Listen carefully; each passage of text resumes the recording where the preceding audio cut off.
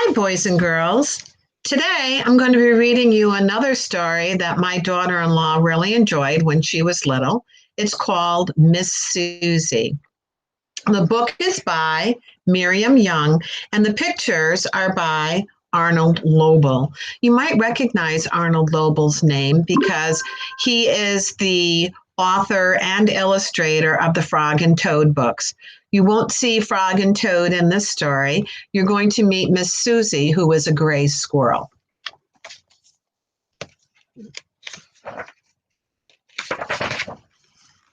Miss Suzy was a little gray squirrel who lived all by herself in the tip top of a tall oak tree. She liked to cook, she liked to clean, and she liked to sing while she worked.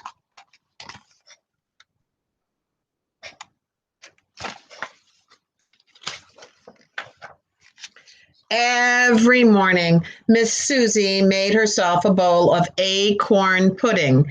As she stirred it around, she sang, "Oh, I love to cook, I love to bake, I like to make an acorn cake."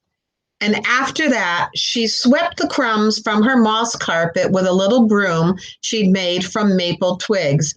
And then she dusted her firefly lamps and rinsed her acorn cups and put her whole house in order. Moss is something that usually grows in the woods. It's very soft. It feels like a carpet. Sometimes it can grow in your yard. At night, Miss Suzy climbed into her bed and looked through the topmost branches at the sky. She saw a million stars, and the wind blew gently and rocked her to sleep. It was very peaceful.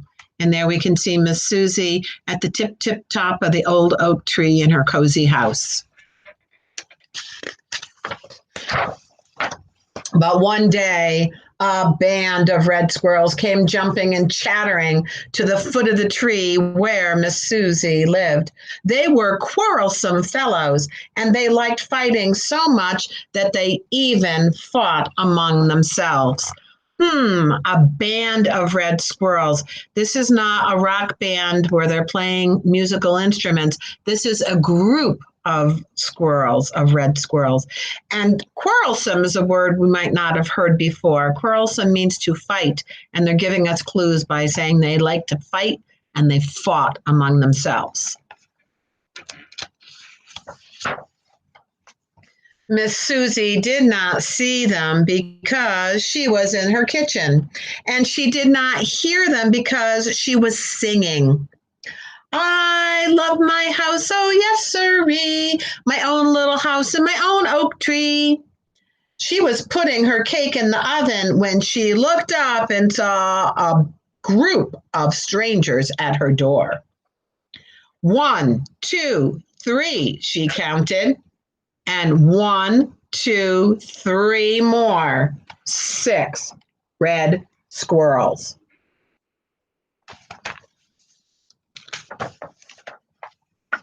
They chased her out of her own little house. They broke her broom and threw out her acorn cups. And then they ate up her whole supply of winter nuts.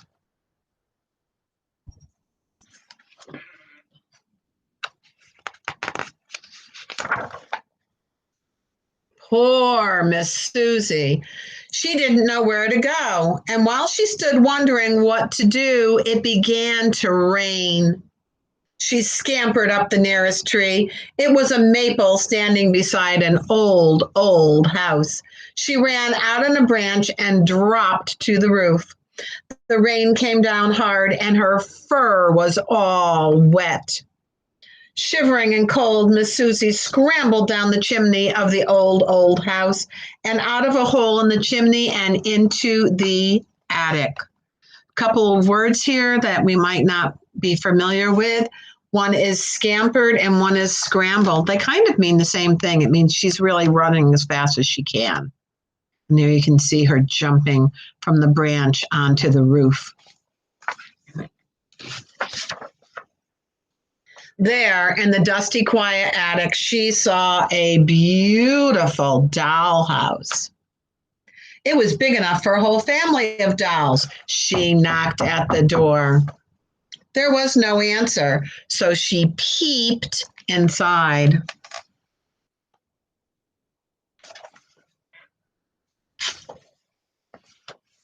My, what a lovely house, thought Miss Suzy. It is fit for a queen, but it needs a good housekeeper. So it is just the place for me. The flowered carpets were covered with dust and cobwebs clung to the old chandeliers. There was dust on the black iron stove in the kitchen and on the little piano in the parlor. There was even dust on the china closet in the dining room and a spider web on the dishes inside. There's a word here you might not be familiar with. It's called a parlor, and that's a room in your house. And that is, we don't call it a parlor anymore. We call it a living room. And the china closet is a place where you would keep your good dishes that you might eat special meals in the dining room. When it is cleaned, it will be a good house for the winter, said Miss Suzy to herself. But what a shame, there's no one to share it with me. It is so big. She cleaned the first floor, then she went upstairs and cleaned the bedrooms, and then she climbed into the big 4-poster bed. 1, 2, 3, 4. 4 posts holding up that bed. And she fell asleep. The next morning, Miss Suzy was really hungry, and she left the dollhouse to go looking for nuts and seeds. On her way to the attic window, she saw a box. Just the thing to keep my nuts and seeds in, she thought, and she opened it up. Well, what do you think she saw inside? A band of toy soldiers. They had been sleeping there for years. There's that word band again. It doesn't mean musical instruments. It means a group of soldiers.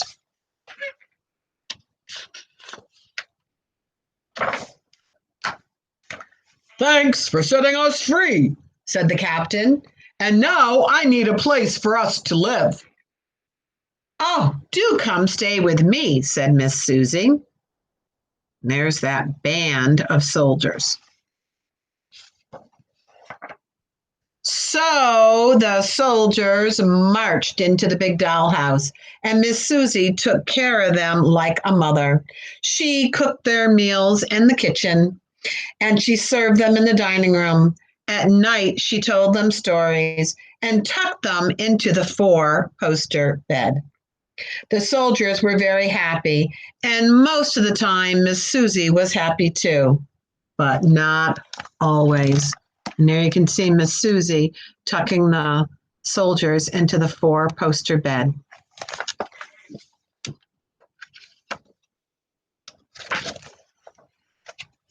Sometimes she looked at the flowered carpets and the red china dishes and the gold chandelier, and she sighed,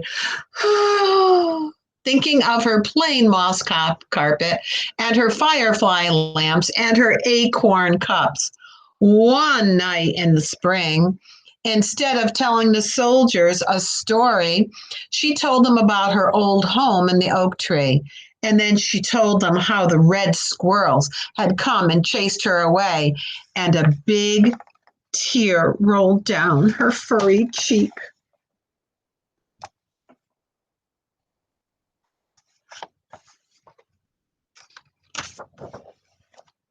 Late that night, the captain woke his men and gave them their orders. There were only 5 of them, but they were very brave, and their hearts were very full of love. After all, Miss Suzy had cared for them all winter. Are you thinking about what the soldiers' orders might be that the captain is giving them?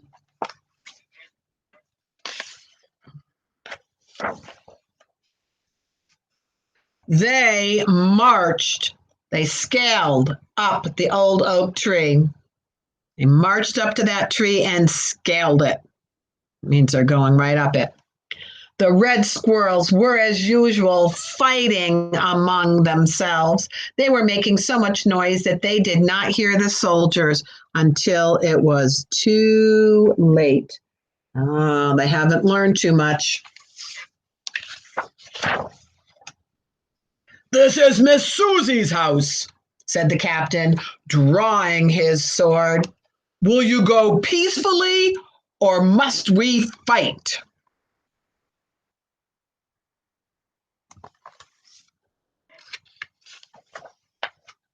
The red squirrels looked at the soldiers with their shining swords and brave faces, and one by one they scurried head first down the tree. "And don't come back!" shouted the captain. Scurried, that means they're hurrying as fast as they can.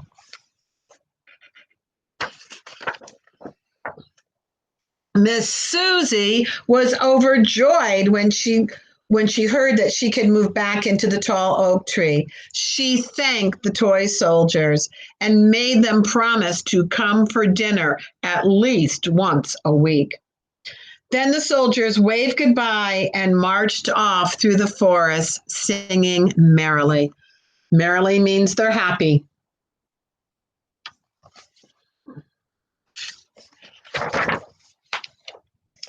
Miss Suzy had to work to make her old home as neat and cozy as it had been before, but she didn't mind. She made a new moss carpet, a new broom, and she gathered fresh acorns for cups and caught 2 fireflies for her lamps. At last, she had everything in order. That night, when she went to bed, she was very tired, but she looked through the branches and she could see a million stars.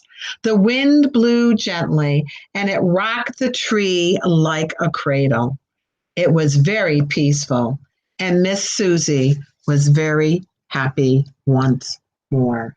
There she is in her tree, the very tip top in her cozy house.